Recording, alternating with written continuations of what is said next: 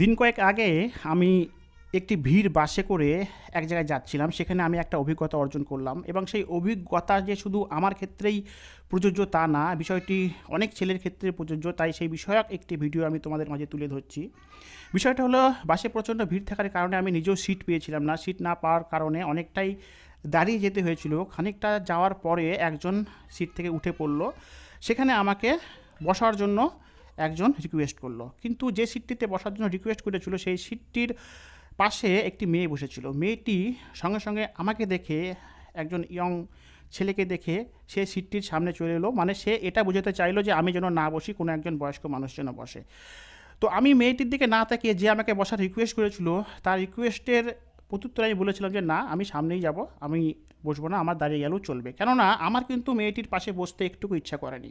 তার কারণ হচ্ছে, কোনো মেয়ের পাশে বাসে বসতে গিয়ে বা টোটোতে বসতে গিয়ে, অটোতে বসতে গিয়ে আমার খুবই ইতস্তত বোধ হয়। তার কারণ হচ্ছে, আমি যদি কোনো একটা মেয়ের পাশে বাসের সিটে বসি, বসার পরে হালকা যদি নড়ি এবং নড়তে গিয়ে যদি কোনো কারণে মেয়েটার গায়ের সঙ্গে টাচ করে, আমার মনে হয় কি মেয়েটা হয়তো ভাবলো যে ইচ্ছাকৃতই আমি মেয়েটার গায়ের সঙ্গে টাচ করলাম।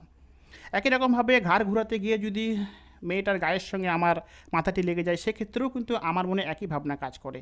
এসবের ফলেই কিন্তু আমি মনে করি যে বাসে কোনো মেয়ের পাশে বসতে একদমই আমার ইচ্ছা করে না, বা বসার থেকে দাঁড়িয়ে যাওয়াটা অনেক ভালো লাগে। তার কারণ হচ্ছে, কমফোর্টেবল বিষয়টা কিন্তু আমি ফিল করি না।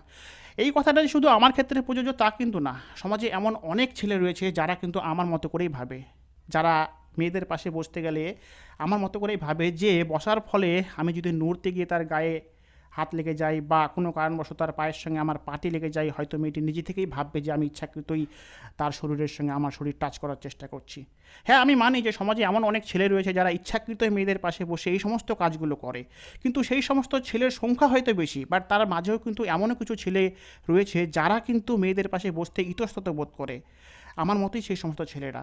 তাই আমি মেয়েদের উদ্দেশ্যে একটা কথাই বলবো, সমাজের সেই সমস্ত ছেলেরা, যে সমস্ত ছেলেরা ইচ্ছাকৃত মেয়েদের পাশে বসে মেয়েদের সঙ্গে নোংরামো করার চেষ্টা করে, তাদের কথা ভেবে যে কিছু ছেলেরা এমন টাইপেরও হয়ে থাকে যারা মেয়েদের পাশে বসতে ইতস্তত বোধ করে, তাদেরকে অযথা সন্দেহ করার কোনো মানে নাই।